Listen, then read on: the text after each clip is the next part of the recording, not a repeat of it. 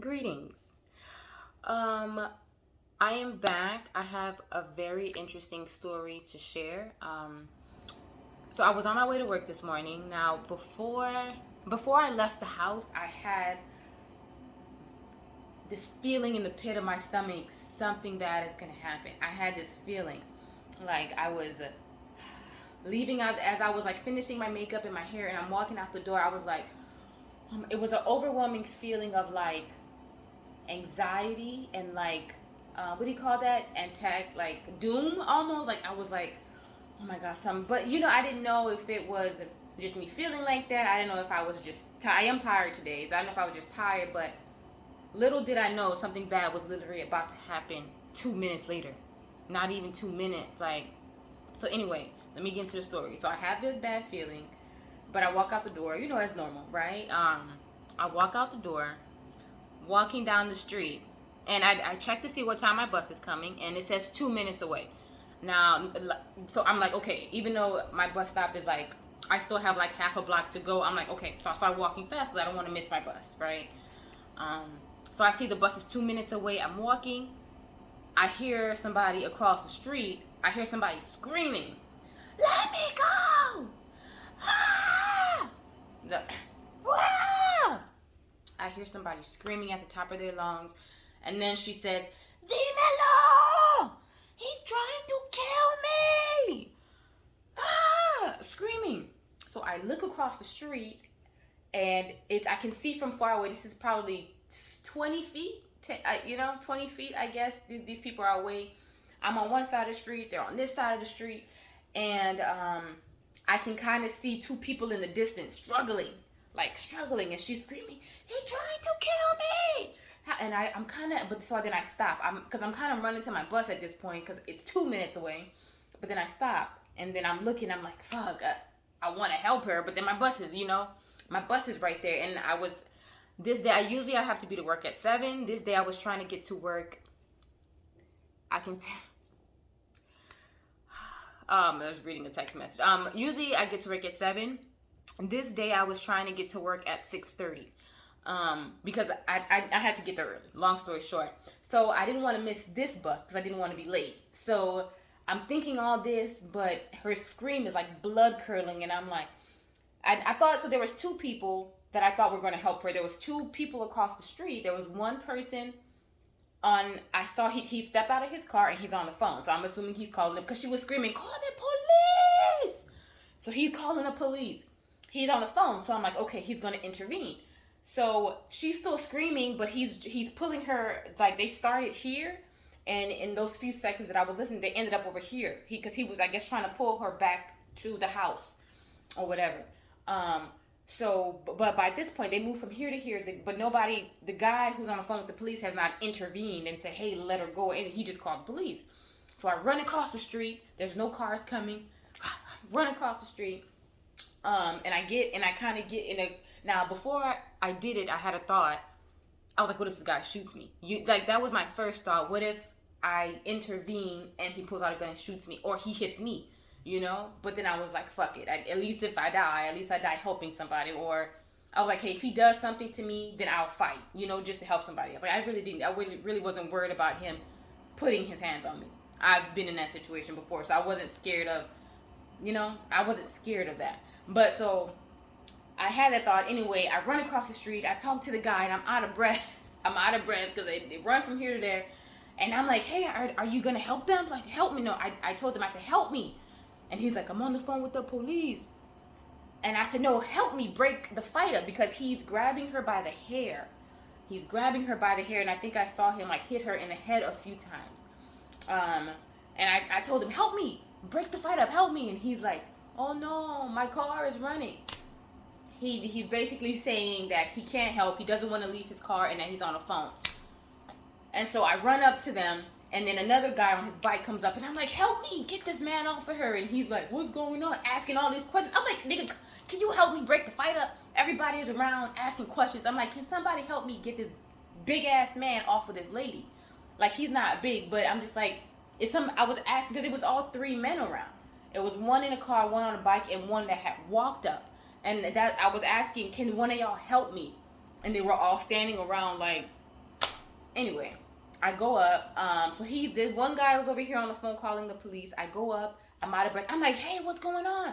The woman, she's a Hispanic lady. She said, I'll go step by step. Hispanic lady, like a round face. Um, she was sweating, like she was drenched in sweat, and she was crying.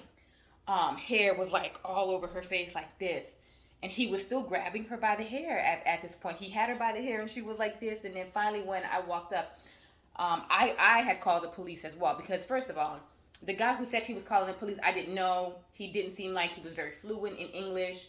I ain't that fluent in Spanish, so I didn't know what he was doing. I didn't know if he was on the phone with his buddy. I didn't know what he had going on. So I was like, you know what, so I called the police on my phone. And I'm on the phone with the police, and I haven't called the police in a minute, so I was kind of nervous. So I call, and the lady's like, "Ma'am, what's going on?" Because she hears the commotion. And then I said, "Yes, I said I was on my way to the bus, and there was a domestic dispute going on. There's a guy and a girl yelling, and he's pushed and he's pulling her, and she's screaming, and she's like, what is she wearing? Well, how do they look?" Like, she's in that panic. She's trying to get details from me, and she's talking loud because the lady that's screaming, she's loud. So I'm trying to get details. I'm telling her what's going on. So by this time, there's the guy on the phone calling the police. He's over there. The guy who's pulling the woman hair. The other woman is right here. Then there's two other guys that pulled up by this point that are like, hey, what's going on? So yeah, I'm on the phone with the police. So finally, he lets this lady go. I guess finally when he realized that I was on the phone with the police, somebody else was on the phone with the police, that it was about to get serious, he let her go. Finally, all of a sudden, he's the innocent guy. Fine, he wasn't doing nothing wrong. He was like, I'm not doing nothing to her. This is my wife, the mother of my children. I'm not doing nothing. I just want to talk to her. So he lets her go. Like, all of a sudden, he ain't doing nothing. When you see I'm on the phone with the police, all of a sudden, hey, I'm a good guy. I ain't doing nothing. So he let her go. As soon as he let her go, baby, she hauled ass. She ran off, and I don't blame her. She ran off. And then he starts walking back to his place. And it's so funny that was that place where I was no, I think I'm thinking about something else. Scratch that. Anyway, so he starts walking back to where he lived, and the operator, 911 operator, she's like, "Ma'am, what is he?" It's just, she was like, "Ma'am, what is he wearing?" And I was like, "He's wearing white shirt, black shorts, and he's barefoot. He didn't have no shoes on," which tells me she was trying to leave. He probably ran out the house after her, or maybe he had on flip flops and lost them. I don't know. But I told her, and then she's telling me, "Ma'am, does she need assistance? Go see if she needs assistance. Do I need assistance?" Now, as this is going on, the guy walks up. I see the police is driving by. So I'm walking up trying to catch up to the lady. And I see the police, and I'm kind of trying to like wave them down. Not really, because I caught up to the lady, and I'm like, "Hey, do you need police?" "No, I don't want to file no police report. This is the father of my kids. I don't want nothing bad to happen." Of course, she don't want to file a police report on him, but she's crying. And I'm like, "Do you need help do you need an ambulance? Do you need police?" "No, I don't." "No, I don't want nothing to happen to him." Fine. So I walked with her a little bit, and I'm like, well, let me at least walk her to her car or make sure she's safe, because what if he knows that she parked and she's there? I don't know. But anyway, the police passed by, and I'm on the phone with 911, and I was like, "Yeah, the police just passed us. They, we're on Venice and Motor, but they, and she said, well, they're turning around." Supposedly they were turned around. They ain't never came. She said, "I told them you're on Venice." I think they made a left. They didn't make a U-turn. I think they made a left turn. Anyway, the police passed us up. I'm walking with this lady. She's walking and crying, and she said, "I'm going to my car. Thank you, I'm going to my car." Crying and basically, just basically saying, "I don't want to file no police report. I just want to go to my car. Thank you for helping me. I'm out." So that's what happens. And then I'm like, "So what is your name?" She tells me her name is Janet Gutierrez. And she had a pink shirt on and some jeans, and she walked off. I guess she was. I'm hoping her car was right there. She walked off to her car, and I'm still on the phone with 911. and she's like, I told the police to turn around. At this point, I'm like, I guess. I mean, the lady went this way, the man went this way, the police passed us up. I was like, what kind of shit, whatever. It's not like she wanted to file the report anyway, but I feel like if they would have got there in that time, maybe they could have, I mean, if they would have turned around and saw me quick enough, maybe, whatever. She didn't want to file a report anyway. But after, after all this is done, it was so surreal. Like, it was 6:30 in the morning. It was 6:30 in the morning. I'm like on my way to work. I already had this feeling before I stepped out the door that something bad was going to happen. Like I was saying earlier, who knew it was going to be a minute afterward? That something bad was. I had this feeling in a pit of my stomach. I tell you, like, before I got my keys and I walked out the door, I was like, oh my God. And I said it to myself. I was like, oh, something's going to happen. It's just like you felt it, right? But I didn't know it was going to be all this. I thought I was going to probably have a bad day at work or something. But I did, like, this is a life or death situation. This is a real life situation that I'm glad, number one, that I stepped in. That, like, I think about the fact that nobody wanted to help, or everybody was too scared. There was 3 men standing around. One of them on the phone with the police. I give him kudos for that, but when I asked him to step in, he said he didn't want to get involved. Another person comes up on his bike, another person walks up, but all the other people around, 3 men around, and they're like, they don't want to, they don't want to do nothing. I guess maybe they didn't see, at the time we all walked up, people were just pulling her, so maybe they were like, oh, it's not that serious. But I think they were all just, nobody wants to get involved with that, because who knows what that guy's going to do. Who knows? But like I'm not the type of person that's like, oh my God, my life, I'm not trying to lose my life. I don't give a damn. Like, I low-key don't care. Whatever's going to happen is going to happen. If I were to lose my life or lose something like saving that lady, it would probably, it'd be worth it. Like, I wouldn't, that would be that. But it was just so crazy. Like, after it all happened, I'm standing there. I'm standing there and I'm just like, what the hell? My eyelash was coming off. I was like looking up and down the street. Of course, like, nobody's really on the street. Nobody's really awake at this time. There's really no traffic. I'm just looking around. I'm at the opposite side. She's gone. So I walked to now I'm at the other bus stop, the opposite way down the street. So I just wait at that bus stop. I get to work, but I was thinking about that whole scenario. Like, what if I had not come up? And you know what's so funny? Like I said, usually I go to work at 4-7. This time I wanted to be at work at 6:30, so I left the house a little bit earlier. What if I hadn't left the house earlier? And I didn't intervene? Like, what if nobody had stepped in to help her? The only reason he stopped pulling her and dragging her was because I stepped up and I said, the police is on the way. Nobody else stepped up and said, hey, sir, stop what you're doing. Everybody else just looked around while she's screaming, help me. Everybody was just like, you know what I mean? If I wonder, like, damn, if I hadn't came when I did, what would he have done? I'm assuming he would have dragged her ass back to the house and beat her, probably beat her ass. Like, that's what I'm thinking he was trying to do, was drag her back to the house and man, okay. I have been in that situation before. And it is very scary. Like, honestly, that's one of the main reasons my ex is bringing back, dropping off gifts and shoes and all of this stuff. But I'm like, he doesn't understand the level of fear and terror that you have when you're in that situation and you don't know if you're going to die. You don't know if this is a person, like the one time I was talking to one of, my advisor or whatever. I was talking to somebody about a situation. I said, like, the first time where me and him got into a fight and he was on the ground choking me. I remember in that moment thinking, oh my God.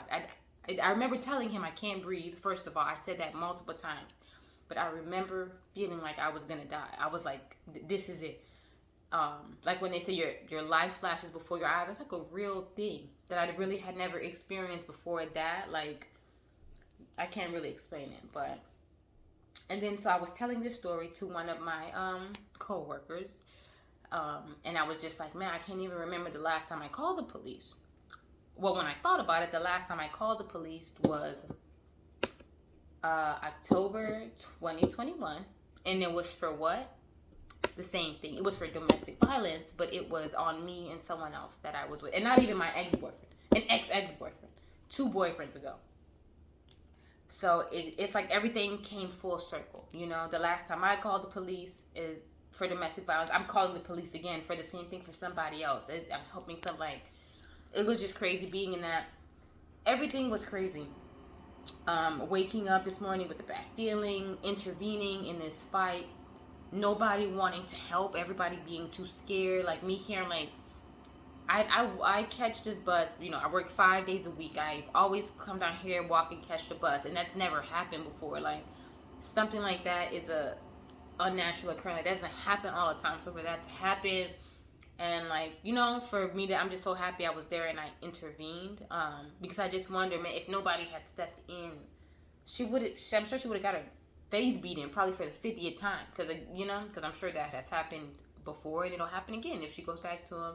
They have kids together, so I'm sure that's a more complicated situation than I've been in. But I do want to end on a positive note. So after all that happened, I did miss one part. So after she walks away, and I'm still on the phone with the 911 operator, there's a brother. There's a young. He looked like he was probably 37 to 43, and he was a older black gentleman. I think he had braids, but he had a cream hoodie. I think with a bag on, a hood, a cream hoodie on his head, a lot of bags in his hand, like he just came from the store or something. Some gray shorts, I think, and some sneakers, and he was like, "Hey, young lady, what?" I think he said, "What happened?" Or he said something, and then he was like, "Hey, thank you for your help. Thank you for doing that." And I was like, "Oh, no problem." And then he was like, "What's your name?" And I was like, "Azalea." And he was like, "Azalea." Oh, all right. I was like, all right. And the operator's like, all right. And the day just ends on all right. After all that, it's just all right. But that was just a story I wanted to share. I haven't made a video in a while, but after I had this experience, you know how like I don't really have anyone to talk to at the moment. Normally, I'd probably tell this story to my mom or something, but I'm going through a time right now where I'm in sort of a dark place, if you want to call it. I'm not really talking too much to siblings, my mom and dad. Nah, it's just personal reasons. I'm in a closed space with myself. I'm just spending more time with myself, and I'm kind of like in a hermit mode where I just I don't have anyone to talk to right now. So that's why the videoing, the YouTube thing is good for me. So that I can share this, get this story out. If not for anyone else, for me. Like all these videos are to document my spiritual journey. This is still part of my spiritual journey. I mean, I could have been that woman, and I was that woman a few months ago when I, at the Cali Vibes Festival and got into it and this and that and the police, it all of this stuff. I've been there, but it's different when like you're in the middle of that and a man is putting his hands on a woman and she's screaming for her life and you don't know what to do and you have to make a decision. Do I help? What do I do? What if he would have hit me? Bring it. I don't want to work with a black eye, I guess. Just kidding. But yeah, that's that. I mean, I just want to say that. And hopefully, men stop putting their hands on women. People just stop putting their hands in general. Like I know I have fought before. I probably have put my hand on somebody, but men are most of the time always going to be strong. It just has to stop. The domestic violence in relationships. I'm telling, my past 2 relationships have ended because of that. The last one, now the one before that I was talking about, October 2021, that was more of that specific person. He and I have been on and off relationship for years, for I think 7 years. We were friends, and we dated, then we broke up, then we were friends, and then I moved away, and then I came back, and then we just so he was a ex-boyfriend, and then there was another boyfriend 2-3 years ago. So I've had plenty of relationships where that has come into play where niggas want to put their hands on you and hit you, and it becomes you become fearful, so you stay. But then when you finally wise up and you decide to leave, they play the innocent act like they're not gonna do it again, but they will.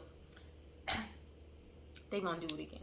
That's the one, like the first relationship I was in like that. That's the one thing I learned. They would in in the last relationship I was in, where he kept trying to come back, like, oh, be the nice guy, and bringing gifts and stuff like that, and he kept saying, I'm not gonna do that anymore. I'm working on myself. The only way somebody like that is gonna change is if they really go to therapy, or if they go to jail, or if they have like some spiritual enlightenment experience. He's not gonna change just because you broke up with him for 2 weeks and you're threatening to leave him. No, no, he's still gonna put his hands on you. Like, so that's why that was my main reason for not going back to my ex. I'm like, dude, you're good for right now. Everything's good, but in 2 weeks, in a month, you're gonna be back to the same. And his thing was choking. He liked to choke. He liked to choke you, and it's just like that shit can go too far one day. Like, you know, whether it's choking, whether it's like like punching you in the face. One day in the middle of the night, I remember it was the middle of the night. He was sleeping in my bed, and his phone rang or texted, and I was asking him like, who is that? Oh, is that another woman? This and that. Was I being annoying? Probably. Was he frustrated? Yeah, because as I found out, it was his job calling him. But what did he get up and do? Pop, pop, punch me in my leg. To the point where I started crying, and I was like, but I just, I cried myself to sleep, I guess. But just stuff like that. Like, just because I upset you, just because you don't like what I tell you, don't put your fucking hands on me, But at that point, what else are you going to do? So it becomes a fear tactic. I'm not accepting that shit no more. Like, the next relationship I get in, like, if the first time, like this time, the last time around, I let that shit go on for a few months. They're like, I swear, the next relationship I get in, the first time a nigga put his hands on me, I'm socking him in the. I might not hit him, but the first sign, I'm out. Like, I'm not gonna let it go on as long as it went last time. Like, the first relationship, I let it go on for a longer time, and the last one was even shorter. I was like, I have a less tolerance. I'm like, hell nah. I just don't have the time, baby. So anyway, that's that. I'm out. Bendiciones.